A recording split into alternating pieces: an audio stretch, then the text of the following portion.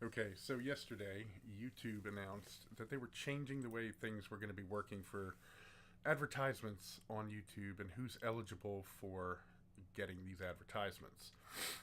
They say today we are announcing changes to the YouTube Partner Program. While our goal remains to keep the YPP open to as many channels as possible, we recognize the need. We need more safeguards in place to protect creator revenue across the YouTube ecosystem. Under the new eligibility requirements, today, your YouTube channel, Uncle Thursday Gaming, is no longer eligible for monetization because it doesn't meet the new threshold of 4,000 hours of watch time in the past 12 months and 1,000 subscribers. I'm sorry. As a result, your channel will lose access to all monetization tools and features associated with the YouTube Partner Program on February 20th, 2018, unless you surpass this threshold in the next 30 days. Accordingly, this email serves as a 30-day notice that your YouTube Partner Program terms are terminated. Now, I'm going to be clear here. I don't make a lot of money on YouTube. Okay, I haven't even earned a payout. So it's not the fact that, oh my God, I'm losing my money because I'm not making any. What really hurts here for smaller channels, which, by the way, the last I checked, over 50%, it was something like 53% of YouTube channels have under 1,000 subscribers. Okay, so we're talking the majority of YouTube channels are now no longer eligible for anything. It's going to be more the fact that, according to this, you lose all features associated with the YouTube Partner Program on February 20th, 2018. So now I have to ask myself, and we all have to ask this question, does this mean we lose custom thumbnails? Does this mean we lose the ability to live stream? Does this mean we lose the ability to put end cards on our videos? These are things that people use to help get the views in the first place. Okay, sure, there are some clickbait thumbnail titles out there and thumbnails. We all know that. But this new change is affecting more than just, the people like me who haven't even earned enough to get our first payout. It's actually going to be affecting pretty much everybody who's in good standing. And if you click to learn more here, you go to their creator blog. And it says in here, 2017 marked a tough year for many of you, with several issues affecting our community and the revenue earned from advertising through the YouTube Partner Program. Despite those issues, more creators than ever are earning a living on YouTube, with a number of channels making over six figures, up over 40% year over year. In 2018, a major focus for everyone at YouTube is protecting our creator ecosystem and ensuring your revenue is more stable. Now, since YouTube, of course, will not reveal how many people make six figures, so they're making $100,000 or more a year, this 40% number could be, 3-4 people? It doesn't mean anything. It's literally a statistic thrown out there, and 85% of all statistics are made up on the spot, according to 79% of statisticians, like that sort of thing. This actual number means nothing unless YouTube is willing to say, here's the amount of channels that made six figures or better in 2016. Here are the amount of channels that made six figures or better in 2017. And they're never going to do that. Okay? They will never do that.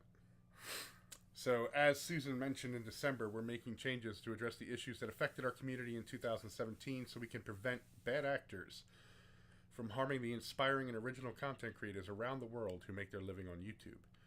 A big part of this effort will be strengthening the requirements for monetization so spammers, impersonators, and other bad actors can't hurt our ecosystem or take advantage of you while continuing to reward those who make our platform great. Okay. Look, I'm fine with people who just re-upload other people's content being told they can't make money off it. That's fine. I'm fine with, terrorist organization channels not being able to make money, because that was one of the problems with the first adpocalypse of last year, when advertisers found out that their ads were running on ISIS videos or other similar terrorist organization videos, which, I can agree. maybe they don't want that. Okay? But this is still going to hurt your average YouTuber. Okay? I know so many people have a different version of the word YouTuber. They think of YouTuber as someone who makes their living off of YouTube. No, YouTuber is anybody who puts anything up on YouTube, okay? We're talking about that 53% or whatever it is, which is it might even be higher at this point, of channels that don't have 1,000 subscribers. Now, it says here back in April 2017, we set eligibility requirements of 10,000 lifetime views. While that threshold provided more information to determine whether a channel followed our community guidelines and policies, it's been clear over the last few months that we need a higher standard. Now, lifetime channel views to get to 10,000, yeah, it can take a while, especially for somebody starting out. YouTube's algorithm for promoting channels and getting people to even find content is horrible, okay? You can go to, let's say you go to a makeup tutorial video, you're someone into makeup, you want to do that. And in your sidebar will be people like Jenna Marbles with her comedy blog.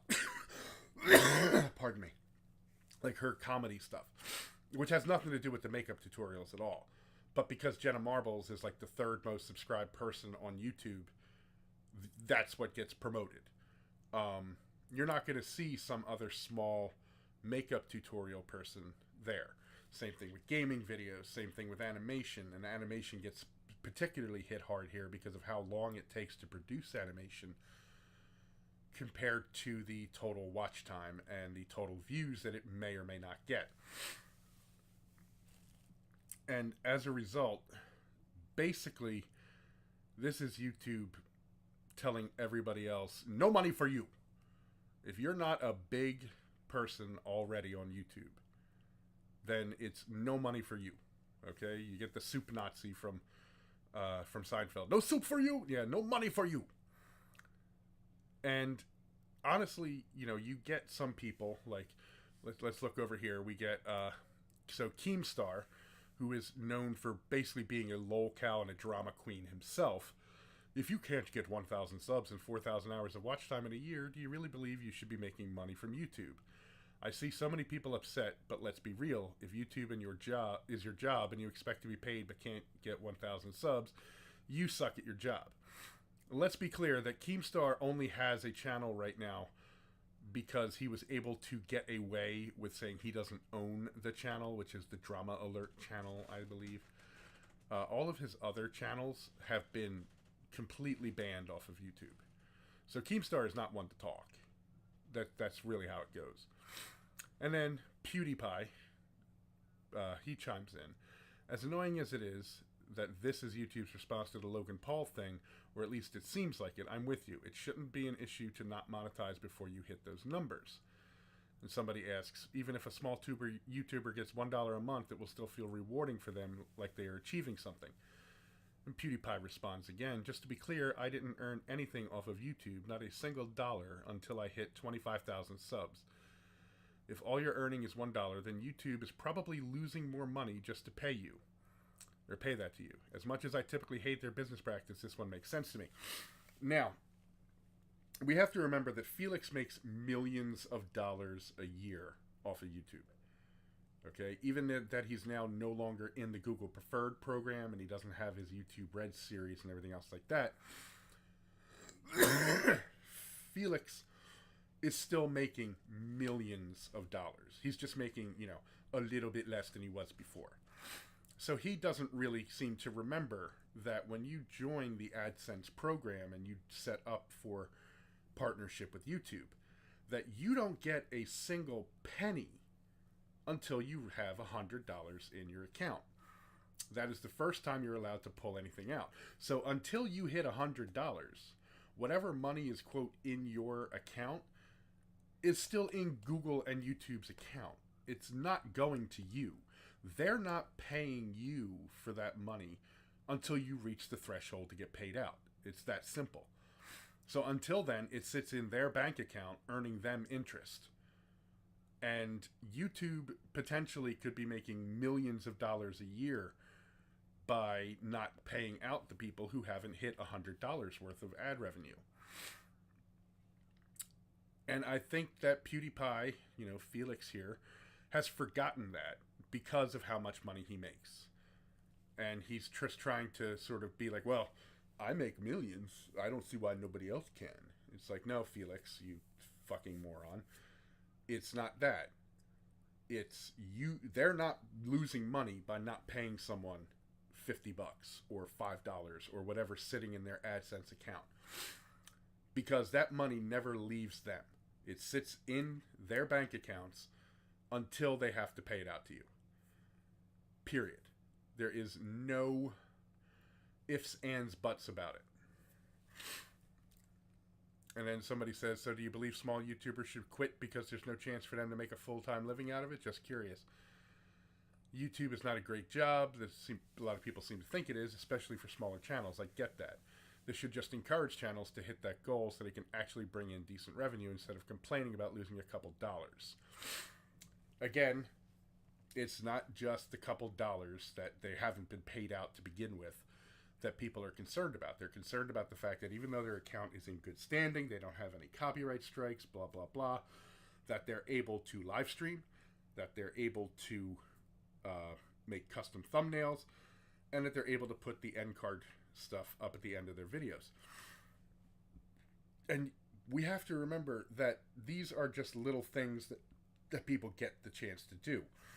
Sure, it costs YouTube money, but that's their fault for the way they set it up in the beginning. I'm sorry, that's just how it goes. They made it a place that anybody could upload for free and that anybody could watch for free. And so if they feel they're losing money on 53+% of their channels that aren't bringing in the money, at least we're going to say, because you could have over 1,000 subs but not be getting 4,000 hours of watch time in the past 12 months. Then that's on them. That's their problem. Maybe they should have made it a paid subscription. Of course, it would be dead. Google wouldn't have bought it. And it would be gone. It would have been gone in 2008, a year after it started. So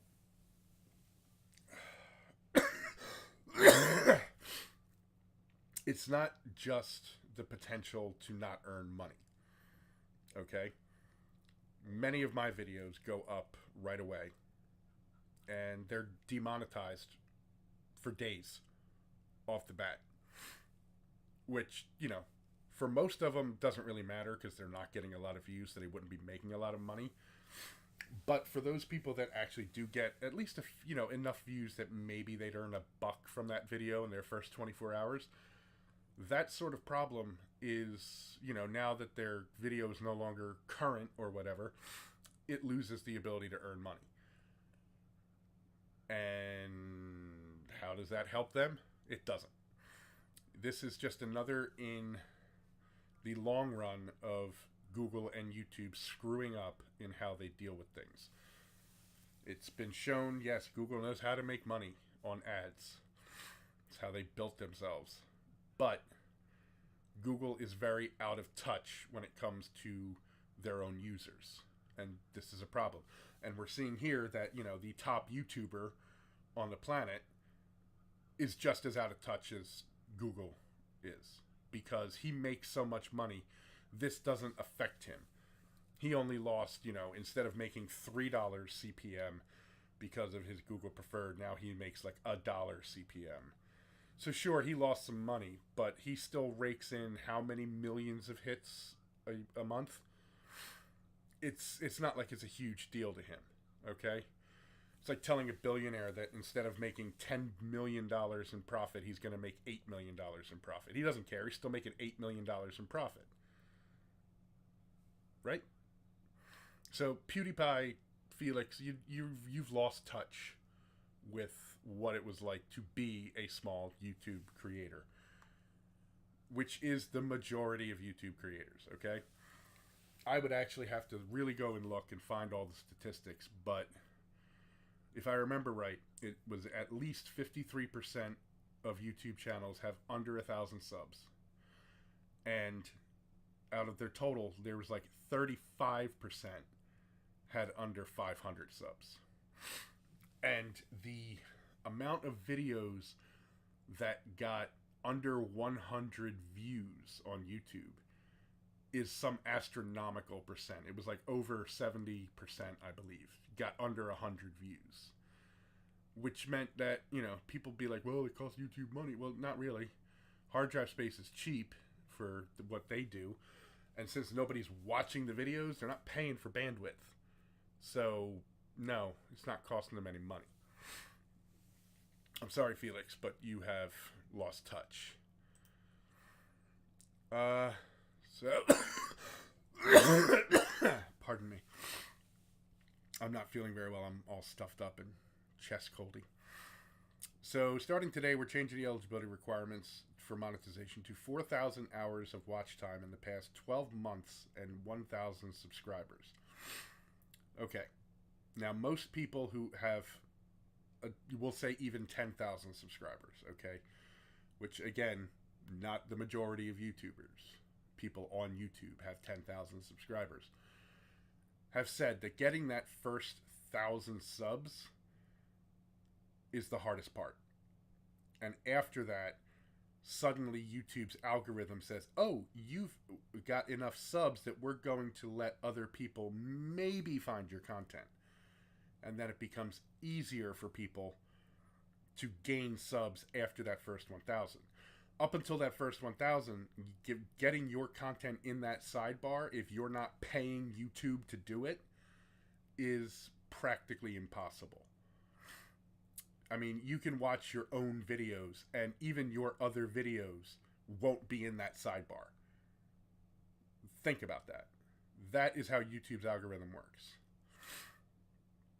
Now, 4,000 hours of content. That's 240,000 minutes of watch time in a year. Well, considering how many videos get under 100 views ever on YouTube, that's a lot, okay? My channel has 1,883 hours of watch time total in like 7 or 8 years, okay? I have over 100,000 views, so that 10,000 view mark I didn't feel was too horrible to hit in the past. I didn't agree with it because, again, it just hurt those really small creators or the people just starting. But I knew that it was definitely doable. And you'll hear people say 4,000 hours is doable in a year. For most people, that is not going to be doable. If you have a job, if you go to school, if you are not somehow going viral, okay, hitting 4,000 hours of watch time in a single year is, let's be honest, practically impossible. Okay? Unless you have bots watching your videos on repeat over and over again, you're not going to hit that if you're just a normal person. Okay? But as a normal person right now, if you're still in good standing, you're still eligible for stuff like the custom thumbnails or live streaming or being able to put the end cards on videos to try to get people to, who do watch your videos, maybe they'll watch another video or maybe they'll hit that subscribe button. And now, if those are part of what's being lost, then YouTube has basically screwed itself over for anybody who is not already famous. It's going to continue to be a place of the haves and have-nots. And the haves are quite fine with this, let's be honest. A lot of them in YouTube, you always hear people talk about, and the same thing on Twitch, like, oh, you should network with other people, and you should get your people, do collaborations. Well, anybody who has one more sub than you isn't going to want to collaborate with you because A lot of people see YouTube as a zero-sum game, which it isn't, okay? Just because Felix has 70 million subscribers or whatever it is, doesn't mean that somebody can't get to 1,000 subscribers. But let's see if Felix is going to go with someone with 237 subscribers like myself and give me a boost. He's not. There's no way he's going to. Because as much as he's going to tout about being a YouTuber and being part of the community, he cares more about his money that he's making than anything else. And I don't fault him for that, because that's what everybody should be doing. But when you constantly hear people say, oh, well, you know, you should network with other people on YouTube, it's not going to work, because people with more subs than you are not going to want to be with you on a networking thing. And believe it or not, you may not think it. You might be like, well, I'd work with people with less subs than me. And then as soon as somebody with like 5 subs comes up and says, hey, can we do something together? You're basically going to ignore them or tell them to go screw themselves. That's all there is to it.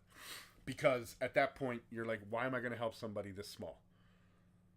I only have 100, 150, 200, 250 subs. But why am I going to help someone with 5 subs or 0? And that's what ends up happening. It's not that, you know, it's easy to get in on YouTube. It hasn't been easy to get in on YouTube in 6-7 years, okay? Sure, if this was 2008 and YouTube had just started up the year before, I would say almost anybody could eventually reach these goals, because it was brand new. You didn't have the big names. It was easier to find content that maybe you liked and maybe you would subscribe to. Nowadays, with the way YouTube's algorithm is set up, that unless you know how to completely abuse the SEO for the search engine to get people to watch your videos, for the most part, your chances of growing as a YouTube person are slim to none. Okay? It doesn't matter how often you upload. It doesn't even matter the quality of your uploads. You could be uploading the most quality content ever, but YouTube's algorithm isn't going to let people watch it. So, great. You may have put all this time and effort into it. You could have the greatest content on the planet, but unless somehow it goes viral, no one's going to know about it. And then if you lose your ability to make your custom thumbnails, if you lose your ability to live stream, if you lose your ability to put the end cards up, how are you expected to really get your channel going? People don't click on boring thumbnails that are just still images from the video. They want those custom thumbnails. That's how they sort of get an idea of what the video might be, even if many of them are clickbaity. But if you lose that because you don't have 1,000 subs and 4,000 hours of content, because remember, it's not or. I know I watched the video from the Know, and Gus was saying or. It's not. It's both. So you need both 1,000 subscribers and 4,000 hours of watch time in the past year. That's going to be hard for many, many people. And, you know, YouTube, sorry, you're screwing it up for everybody. You're not going to get new creators. You're not going to get people that aren't already famous to come to your thing, your platform, and do stuff. Because, who knows, maybe the next PewDiePie is out there, and that person was just starting their channel today. But now that there is no chance of them monetizing, and there's the possibility of them not being able to get their custom thumbnails or end cards or the ability to live stream, since they're never going to grow, you're never going to get that next PewDiePie who's going to bring in millions of dollars in ad revenue for you. And that's the state of YouTube right now. So, YouTube to small creators. No money for you. That's where we are. Sorry, YouTube. You're trying to turn too much into television, and people came to YouTube because they were tired of television. And now you've gone and screwed it all up. Thanks for watching. I have a PUBG video that I was working on before this happened. but now I've got to put that on hold to do this one. Thanks a lot. I'll catch you guys in the next video.